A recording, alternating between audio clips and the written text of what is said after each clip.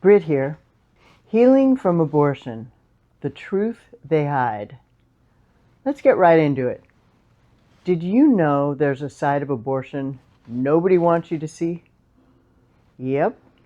The part about what happens after it's all done. The stuff they conveniently leave out. Let's talk honestly today about something most people whisper about, or just never say at all. Abortion isn't just a medical procedure. It's an emotional impact, a silent struggle of recovery for millions. Today you're going to hear the truth, the hidden aftermath, and how you can heal from something that so many people pretend doesn't even leave scars.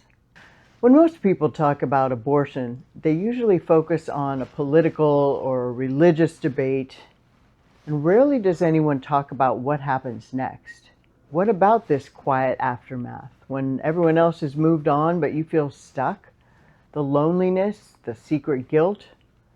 Many women feel pressured into abortions, and this pressure contributes to higher levels of negative emotional and physical outcomes. But no one warned you about that before the procedure, right?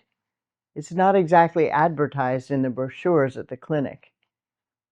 Instead, you're told it's quick, safe, easy, a solution. And physically afterwards, you might even feel fine. In fact, rarely are you offered an ultrasound. And an ultrasound allows a woman to see her baby. And do you know upward of 90% of women who see an ultrasound decide to keep their children?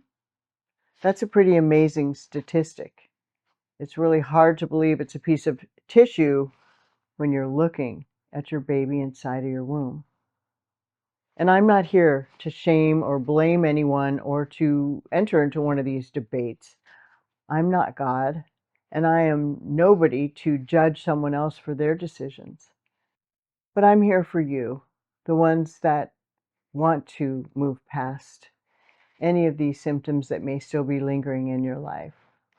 Picking unsupportive partners, interrupting people, being afraid of anger, yours or anyone else's. These are symptoms that we all walk around with that we should be told in a brochure, in some sort of disclosure at whatever clinic we go to for this quick fix.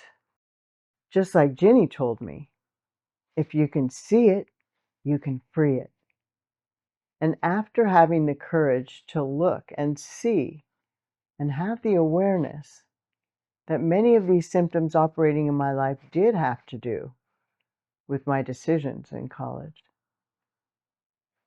So to move on here, what can we do?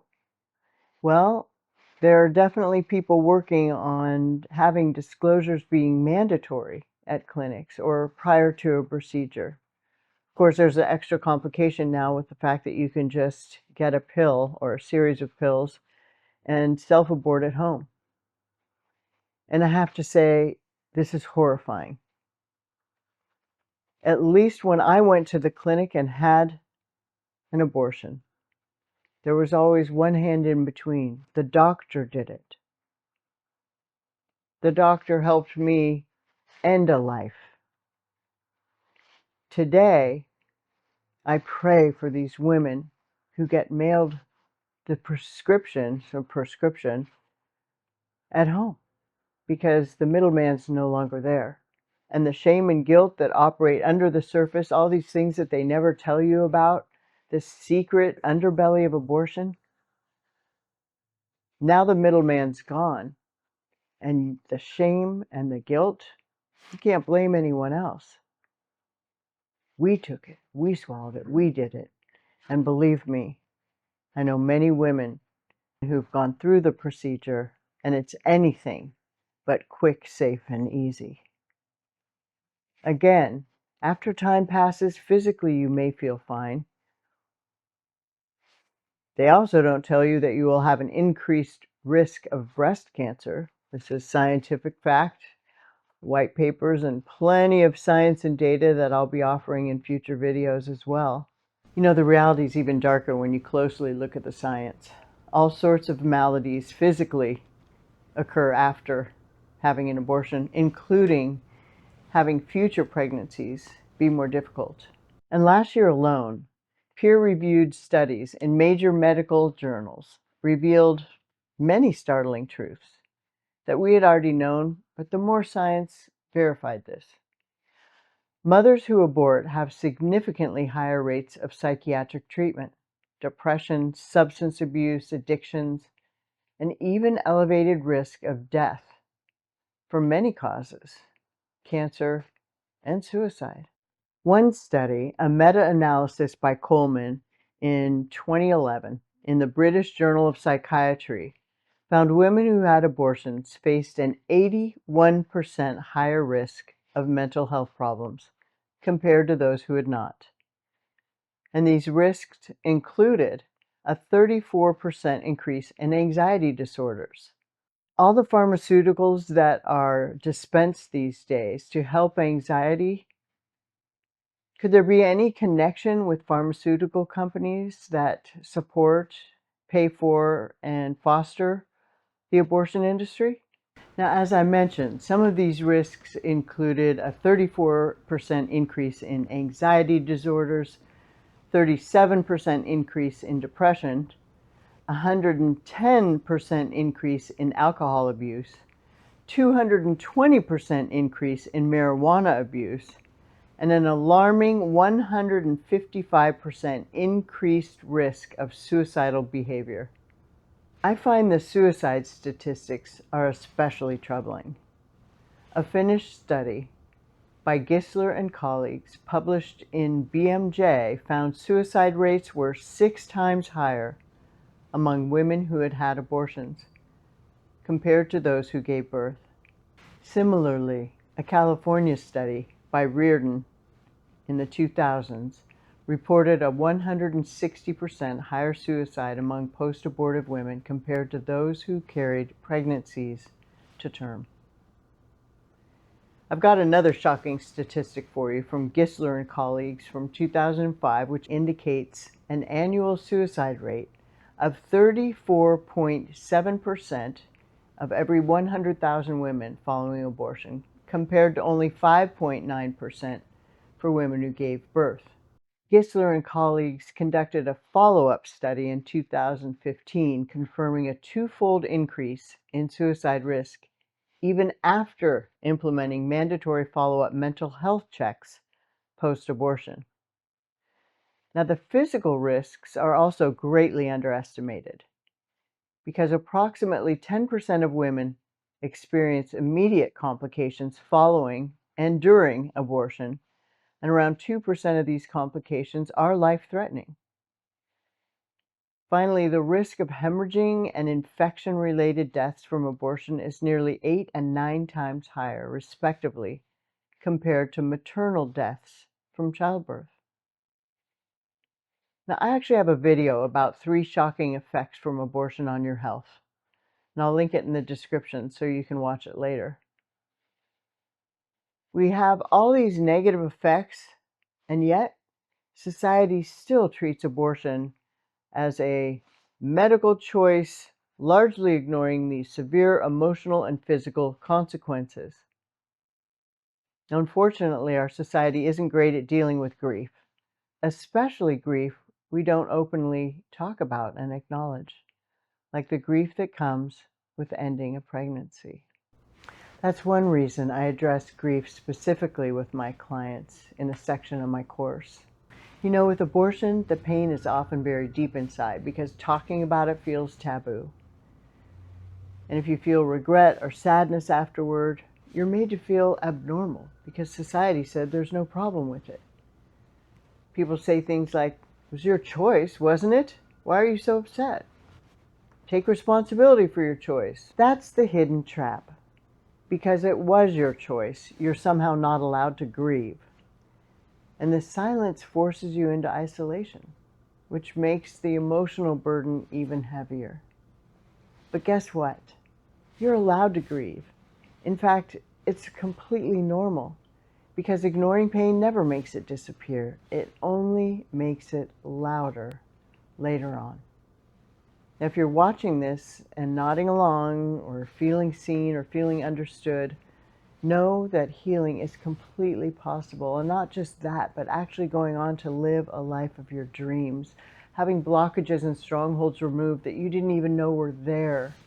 I've seen incredible restoration in my clients, and I've experienced it myself. So I'm bringing it here, stepping out of the shame and the guilt and every other voice that told me, don't go talk about this publicly. Because I believe God wants me to talk about it publicly so I can help the millions of other sisters out there walking around not understanding why their life isn't completely free. Pretending you're fine when you're not, it's like trying to hide a beach ball underwater. Always pops back up, right? So let's get real. Healing starts with honesty. So admit to yourself that you're hurt. Admit to yourself that maybe it wasn't as simple or painless as they promised. It's okay to feel sad or confused or regretful, and none of those feelings make you weak or wrong. They make you human, and you are a beloved child of God. Now I want to share something else with you. It's something you might not have heard yet, something powerful, and you're not alone. Millions of women walking this path before us, silently bearing similar pain. But there's hope, and there's healing available. You know, talking openly with someone who won't judge you can bring huge relief, and it can help you sort out confusing feelings, even untangle some guilt and reclaim your life. The joy of my life now is my community specifically designed for post-abortion healing, providing a safe space for women like you to talk freely. So you're not alone, and there is a place for you to share your story without fear. One woman I met through a healing group described her experience perfectly. She said her abortion felt like a wound she couldn't see, but she could feel. And joining the group helped her understand the wound, accept the wound, and eventually not only heal from it, but move on into greater heights than she had dreamed. And she learned that healing doesn't mean forgetting, it means finding peace with your past.